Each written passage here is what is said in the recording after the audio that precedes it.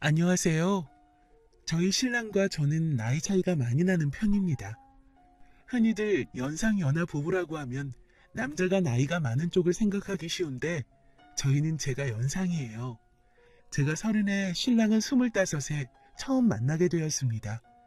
저희 회사 물류팀에 새로 들어온 신입사원이 신랑이었고 앳된 얼굴에 열심히 일을 하던 모습이 생각이 나요. 20살 중반의 남자애들은 노는 거 좋아하고 친구들이랑 어울려 다니는 걸 좋아하는데 늘 일만 열심히 하고 퇴근을 하면 불이 나게 집으로 가던 모습이 인상적이었습니다. 하지만 저보다 나이도 어리고 부서도 다른 신랑에게 이성적인 마음은 가질 수 없었어요.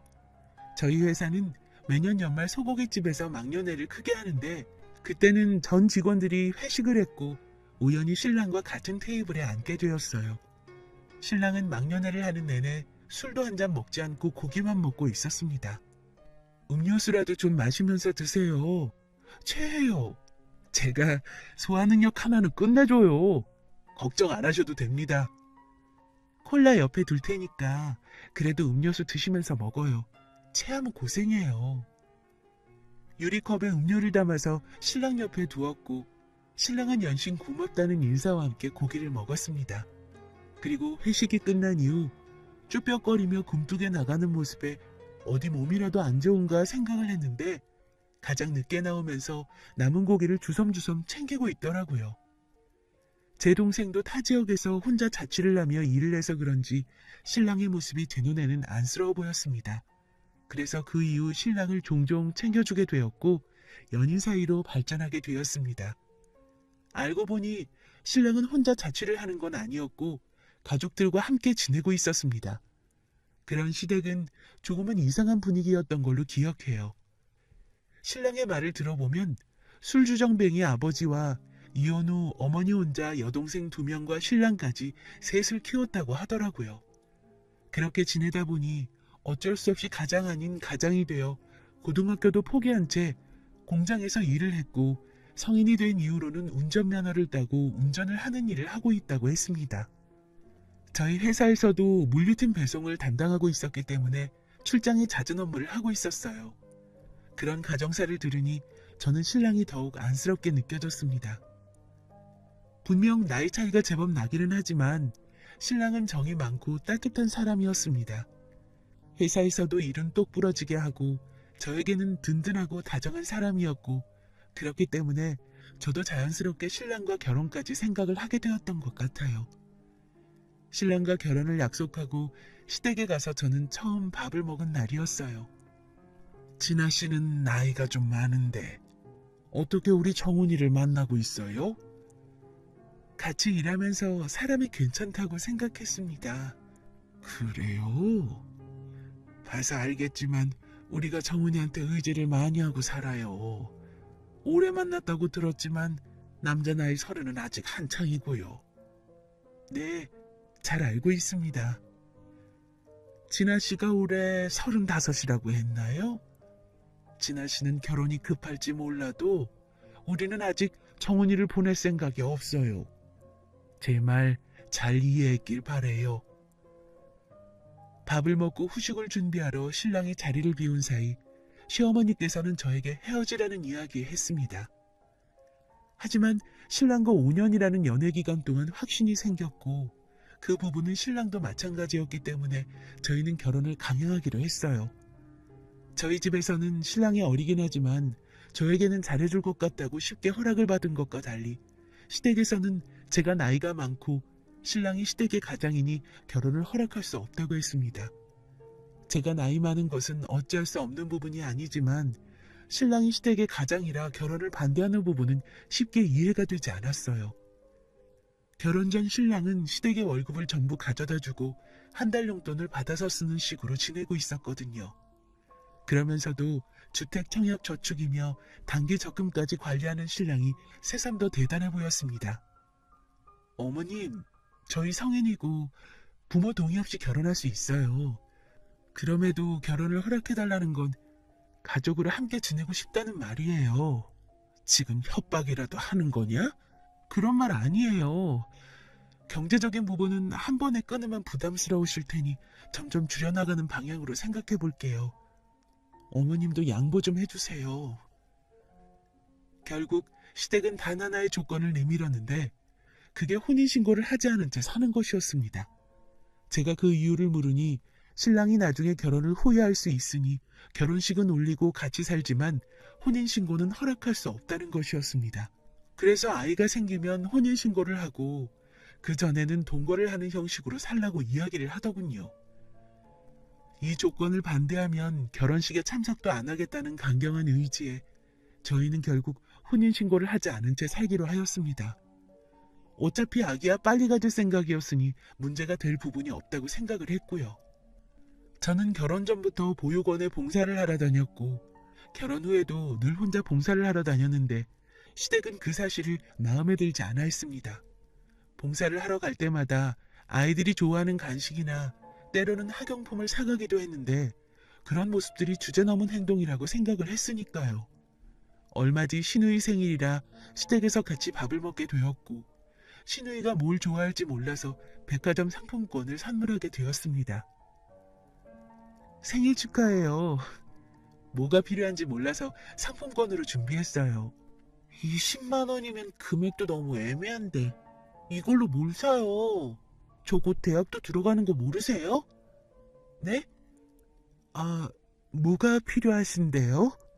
이런 것부터가 너무 센스 없는 거 아니에요? 신우의 생일을 이따위로 때우려고 하네. 이따위라뇨. 준비한 사람 성의가 있는데. 툴툴거리는 시누이는 입을 닫았고 수저를 내려놓으며 시어머니는 봉사 다니는데 애들이 필요한 건 알고 한 식구의 시누이가 필요한 건 몰라? 하며 시비를 걸었어요. 신랑이 말리기는 했지만 시누이는 노트북이 필요하다고 이야기를 했고 며칠 뒤 시어머니까지 전화가 와서 노트북을 사주라고 해서 결국 100만 원이 넘는 선물을 하게 되었네요. 그러는 와중에도 신랑은 이런 집에서 25년을 넘게 살았다는 게 대단하게 느껴질 뿐이었습니다. 솔직히 이런 시댁 때문에 신랑과 싸우기도 많이 했었어요. 저는 신랑에게 답답함을 느끼고 신랑은 신랑 나름대로 중재를 하는데 그게 잘 되지 않으니 화가 나기도 했고요. 시댁과 크고 작은 마찰이 생기기 시작하고 나서는 신랑도 시댁에 가는 것을 꺼려했고 몇 달을 왕래를 안 하다 보니 저한테 전화가 오더라고요. 너 지금 우리 무시하는 거냐? 그게 무슨 말씀이세요? 나이 많은 늙은 너를 며느리로 받아줬더니 시댁 식구들이 아주 우습지? 그런 게 아니라 요즘 일이 많아서 못 갔어요. 손가락은 부러졌어? 전화는 왜 안 해? 주말마다 봉사는 다니면서 우리 집에는 왜 안 와? 너 내가 가만 안 둘 거다. 그렇게 말하고 전화를 끊은 시어머니는 저녁에 저희 집으로 찾아왔고 어디선가 챙겨온 피선지를 집안에 뿌렸습니다. 순식간에 집안은 비릿한 냄새가 감돌았고 덩어리진 선지를 보고 저는 속이 좋지 않아 화장실에 가서 개원했어요. 그리고도 화가 안 풀리는지 시어머니는 집 안으로 들어와서 물건들을 바닥으로 집어던지며 씩씩거렸고 신랑은 그런 시어머니를 잡아서 말리느라 애를 먹고 있었습니다. 그 상황에서 정말로 화가 나야 하는 사람은 편히 집에서 쉬다가 핏물을 뒤집어 쓴 저희 부부 아닌가요? 저도 너무 놀라 소리를 빽 질러버렸고 시어머니는 며느리가 자기를 잡는다며 바닥에 앉아 소리를 질렀습니다. 소란스러운 소리에 결국 경찰까지 왔고 저희는 현관에 흥건한 피들을 며칠이나 닦으며 냄새를 없애야 했어요. 더러워진 집을 보며 너무 화가 나는데 신랑은 그런 저에게 안절부절 못하며 미안하다며 사과를 했습니다. 미안해. 정말 미안해. 이번에는 결혼도 했으니 안 이럴 거라 생각했는데 내가 생각이 짧았던 것 같아. 이번에는 이라니? 전에도 이런 적이 있었어? 내가 집의 가장이니까 집에서는 내가 사람들이랑 어울리는 거 싫어했어. 그래서 종종 이런 일이 있긴 했는데 설마 결혼하고도 이럴 줄은 몰랐어. 다음부턴 문도 열어주지 않을게. 미안해. 그러니까 한 번만 이해해줘. 길 잃은 강아지 마냥 덜덜 떠는 신랑을 보고 있으니 그동안 시댁이 신랑을 얼마나 사회적으로 고립을 시켰을까 하는 생각에 한숨이 나기 시작했습니다. 그리고 이러한 행동은 시어머니뿐만이 아니었어요. 시누이라는 것들도 틈만 나면 신랑에게 전화를 해서 뭐가 필요하다, 돈 좀 달라, 이걸 안 해주면 오빠가 내 인생을 망치는 거다. 하루가 멀다 하고 전화가 와서 돈을 요구했고, 그럴 때면 신랑이 아르바이트를 해서라도 돈을 마련해서 보내곤 했습니다. 시어머니에게는 단호하면서도 동생의 시누이들에게는 한없이 베풀기만 하는 신랑을 보고 있으니 점점 갑갑해져 왔습니다. 그리고 스트레스 때문인지 시간이 지나도 아이의 소식은 없었고요. 신랑은 출장이 잦아서 길면 일주일에 5일, 짧으면 하루 이틀 정도 집을 비우게 되는데, 그럴 때면 저는 친구들을 만나기도 하고 취미생활도 하며 지냈어요. 그런데 신랑이 퇴근을 하고 돌아오는 길에 교통사고가 났다는 연락을 받았고, 저는 불이 나게 병원으로 찾아갔습니다. 의사 선생님은 신랑이 핸들을 적절하게 꺾은 바람에 몸에 충격이 덜해서 가벼운 타박상 정도라고 했지만, 침대에 누워있는 모습을 보니 속상하더라고요. 시댁 식구들도 놀란 마음에 병원으로 달려왔는데, 순간 스쳐간 그 표정을 저는 잊지 못합니다. 걱정되는 눈빛이 아니라 설레는 표정으로 왔다가 신랑이 인사를 하는 순간 싹 표정이 바뀌던 그 순간을요. 이틀 정도 입원 후 신랑은 퇴원을 하였지만, 그 이후로도 신랑에게는 이상한 일들이 생기기 시작했습니다. 길을 지나가고 있는데 위쪽에서 화분이 떨어진다든지, 앞으로 오토바이가 지나간다든지 그런 일들이요.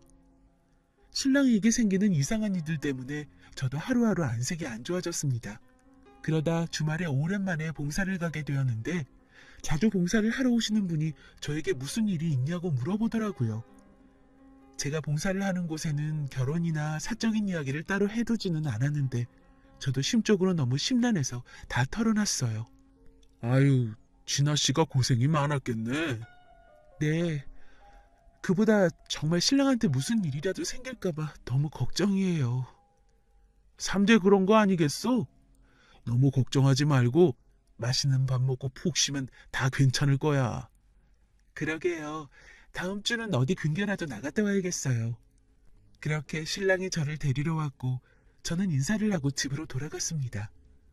그리고 그날 이후 저는 친한 삼촌처럼 그 남자 봉사자분과 친해지게 되었고, 이런저런 이야기도 나누게 되었습니다. 제가 하도 친하게 지내니 신랑과도 밥을 한번 먹은 적이 있었고, 이후 저는 신랑이 차를 타고 출장이 잦은 일을 하다 보니 걱정이 많다는 이야기를 했었는데, 그 봉사자님이 신랑을 다른 회사에 추천해 주셔서 내근직으로 근무할 수 있게 되었어요. 그러다 마침 신랑의 생일이고 제가 일찍 마치는 날이라 깜짝 놀라게 해주려 신랑의 회사 근처 카페에서 기다리고 있었는데, 낯익은 목소리가 뒤에서 들려왔습니다. 책장을 사이로 반대편에서 시어머니와 시누이들이 앉아있더라고요. 저는 마주치고 싶지 않은 마음에 테이블 위에 엎드려 있었는데, 소곤거리는 대화 소리가 들렸어요. 엄마, 이번에는 정말로 성공해야 돼? 걱정 마. 이번에는 정말 틀림없이 할 테니까. 일단 작업비가 필요하니까 너희는 정훈이 나오면 바로 잡고 이야기해. 응, 근데 요즘 오빠도 예전 같지 않던데? 새언니 눈치도 보고. 새언니는 무슨 새언니야? 우리 집에는 그런 인간 없어. 내 말은 안 들어도 너희한테는 살뜰히 하니까 이번에도 틀림없이 도와줄 거야. 이번 일이 잘 끝나야 이사도 가고 너희도 하고 싶다는 공부도 지원해 줄 수 있는 거야.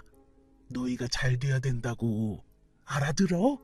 알겠으니까 그만 좀 이야기해. 근데 엄마 친구라면서 무슨 돈을 이렇게 달라고 하는 거야? 위험수당이잖아. 걔만 없으면 우리도 팔자 피는 거니까. 그렇게 이야기를 하고 세 사람은 카페 밖으로 나가버렸고, 저는 그 사람들과 신랑이 만나지 않게 먼저 전화를 하고 자리를 피했습니다. 신랑에게 돈을 뜯어내서 또 뒤에서 안 좋은 짓을 할 게 뻔했고, 간단히 외식을 하고 집으로 돌아갔습니다. 시댁과 멀어지면서부터 신랑도 안정을 되찾기 시작했고, 저와 함께 보육원에 봉사활동도 다녔습니다.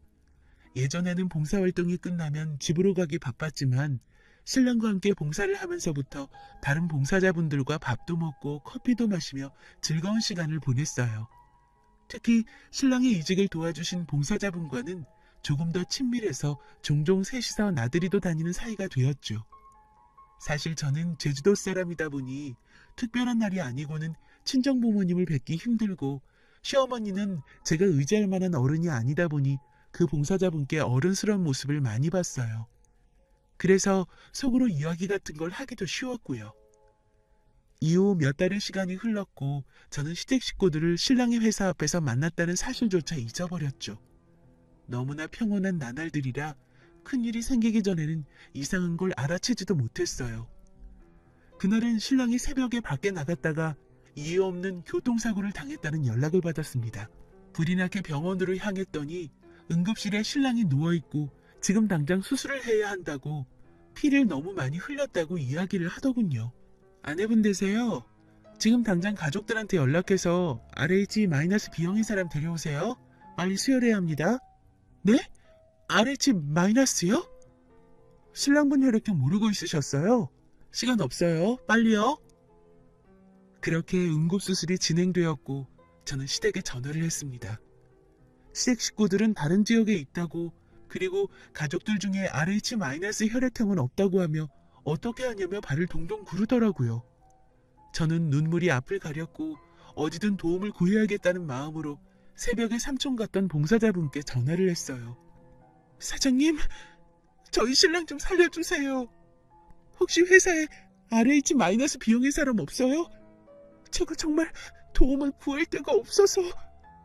진아씨? 이 시간에... 아니, 거기 어디예요? 내가 지금 갈게요. 여기 병원 응급실이에요. 주소 보내드릴 테니까 회사 사람들께 꼭 물어봐 주세요. 내가 RH-B형이에요. 빨리 갈 테니 진정하고 기다려봐요. 그 삼촌분은 30분도 안 되는 시간에 병원으로 도착했고 마침 RH-B형이 본인이라고 하시며 지정 헌혈을 해주셨습니다. 덕분에 저희 신랑은 고비를 넘길 수 있었고 병실로 돌아왔어요.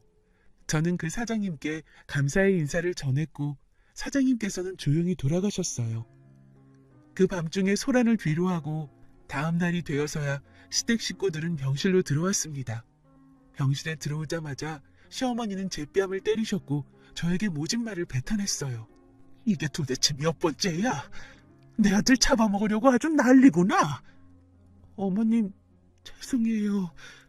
이 사람이 간밤에 나가는 바람에. 늙은 구렁이 같은 너 피해서 다니는 거 아니겠니? 내가 용한 점집에 물어보니 얘가 내 아들 잡아먹는 사주라더라. 둘이 당장 헤어져.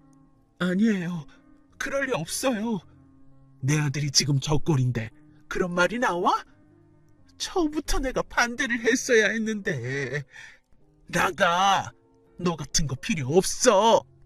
저는 그렇게 신랑의 병실에서 쫓겨났습니다. 1인 병실이다 보니 시댁 식구들은 그 안에서 나올 생각조차 없었어요. 병실 앞에 저는 덩그러니 앉아 있었는데 갑자기 다급하게 의료진들이 병실 안으로 들어갔고 놀란 나머지 저도 병실로 따라 들어갔습니다. 의료진들은 신랑을 이리저리 살펴보며 수액도 넣고 심폐소생술을 진행하고 있었고 시댁 식구들은 그 앞에서 울고 있었습니다. 저도 그 앞에서 멍하니 앉아 있었고 다행히 정상 심박으로 돌아온 신랑을 보고 안심할 수 있었어요. 시댁 식구들은 그런 저를 다시 쫓아냈고 저는 걱정이 되어 미칠 것 같았습니다. 밖에서 신랑이 얼른 회복하고 일어나기를 바랄 뿐이었죠. 그런데 병실 안에서 신나는 듯한 소리가 들려왔습니다. 제가 들어갈 수 없으니 문을 살짝 열고 안을 동영상으로 찍어서 봤더니 두 시누이는 신이 나서 춤을 추고 있고 시어머니라는 사람은 누군가와 통화를 하고 있었는데 그 내용이 보험금을 받으려면 필요한 서류들이었어요. 보험금 7억 수령하려면 사망증명서랑 뭐 필요하다고 했죠? 아니, 결혼은 했는데 혼인신고 안 해서 내가 다 받으면 돼요. 그냥 미리 알아봐두려고 하는 거지. 사람 일 어떻게 될지 모르는 거니까. 설계사님, 내가 밥 한번 살게요. 시어머니는 누워있는 신랑 앞에서 보험금 수령 방법에 대해 물어보고는 두 딸과 함께 기뻐하고 있었습니다. 저는 그 모습을 보고 벌컥 문을 열고 병실로 들어갔고 지금 이게 무슨 이야기냐고 물으니 태연하게 신랑 앞에서 보험금이 있다고 이야기를 하더군요. 그러면서 어차피 수령자는 본인이니 그 돈을 탐내지 말라고 하면서요. 나 참 어이가 없어서 본인 배로 낳은 아들이 맞나 싶었습니다. 이거 보험 사기죠. 신고할 거예요. 이게 무슨 보험 사기야. 정당한 절차인데. 아픈 사람 앞에 두고 이건 아니죠. 어디 증거라도 있니? 그리고 어찌되었든 내 아들이고 넌 그냥 통고녀야. 그 순간 저는 휴대폰에 녹음한 음성을 들려주었습니다. 몇 달 전 카페에서 신랑에게 돈을 빌려 음모를 꾸미던 내용이었습니다. 사람을 시켜서 차로 치면 된다. 어차피 대포차니까 상관없다. 깔끔하게 하는데 뒤탈이 없다. 어차피 우리 가족도 아니다 등등. 그리고 좀 전에 동영상으로 찍은 보험금 청구 내용도 연속으로 틀었더니 시댁 식구들이 얼굴이 사색이 되어서는 저를 향해 달려왔습니다. 저를 밀치는 신우이 때문에 저는 휴대폰을 놓쳤고 그 순간 제 뒤에 한 사람이 서 있는 것을 느꼈습니다. 당신이 여기는 어떻게... 당신이야말로 이게 무슨 얘기야? 보험 사기? 우리 아들을 죽이려고 한 거야? 아니 그런 게 아니라 당신이 뭘 한다고 그래? 그리고 왜 우리 아들이야? 내 아들이야? 당신 어제는 병원에 오지도 않았었다며? 근데 지금 며느리는 밖에 보내두고 이게 무슨 볼썽사나운 짓이야? 내 인생 그만 망치고 나가. 나는 볼 일 없으니까. 결국 시어머니는 병원에서 소란을 부려서 밖으로 나가게 되었고 저는 신랑의 아버지와 병실에 남아 있었습니다. 수혈을 해주고 가신 그 삼촌 같은 봉사자분이 신랑의 아버지일 거란 생각은 정말 꿈에도 하지 못했습니다. 무슨 말을 해야 할지 몰라 멍하니 앉아있으니 신랑의 아버지가 그동안 있었던 이야기를 말씀해 주시더라고요. 시어머니는 당시 큰돈이 필요해서 신랑의 친아버지에게 접근 후 아기를 가졌고 결혼을 핑계로 큰돈을 갖고 달아났다고 합니다. 임신한 그 몸 그대로요. 이후 친아버지는 시어머니를 찾으려 백방으로 노력을 했지만 찾을 수가 없었고 나중에야 시어머니가 다른 남자와 결혼을 했다는 소식을 들으셨대요. 친아버지는 본인의 자식이 아니니 시어머니께서 뱃속에 있던 본인의 아이를 혹시 버리지는 않았을까 하는 마음에 보육원에서 몇십 년째 봉사를 하고 있으셨대요. 혼자서 속지 않은 마음으로요. 그리고 신랑이 걱정이 된 나머지 병문안을 왔는데 거기서 딱 시어머니를 마주치면서 그동안 엮여있던 일들이 다 풀리기 시작한 거죠. 혈액형으로 보아 신랑은 봉사자분의 친아들이고 경제적인 이유 때문인지 신랑은 언제나 두 딸과는 다른 대우를 받으며 자라왔습니다. 그리고 결혼을 하는 순간에도 돈을 벌어줘야 하는 아들이 독립을 하게 되니 놓아주기 싫었고 제가 혼인신고를 하게 되면 보험금 관련 소송을 할까봐 혼인신고도 못하게 막은 거예요. 제 이야기까지 듣고 나서 친아버지는 아들 앞에서 어떻게 나서야 할지 모르겠다고 하시며 돌아가셨습니다. 다음 날이 되어 신랑은 깨어났고 한 달 정도 입원 끝에 퇴원을 했습니다. 몸은 이제 괜찮은 거야? 그보다 병원에서 무슨 일이 있었어? 엄청 소란스럽던데. 그게 들렸어? 그냥 어렴풋이 들린 것 같은데 무슨 일이 있었어? 저는 신랑에게 사고 이후 있었던 이야기를 해주었고 신랑은 곧장 시댁을 보험 사기로 경찰에 신고했습니다. 시어머니는 살인교사죄를 포함하여 징역을 살게 되었고 두 여동생은 직접적인 증거가 없어서 별다른 처벌은 받지 못했어요. 하지만 이 사건으로 시댁과는 완전히 인연을 끊게 되었고 저희는 혼인신고를 하였습니다. 그리고 힘들게 돌고 돌아서 만난 친아버지와 신랑은 재회를 하게 되었습니다.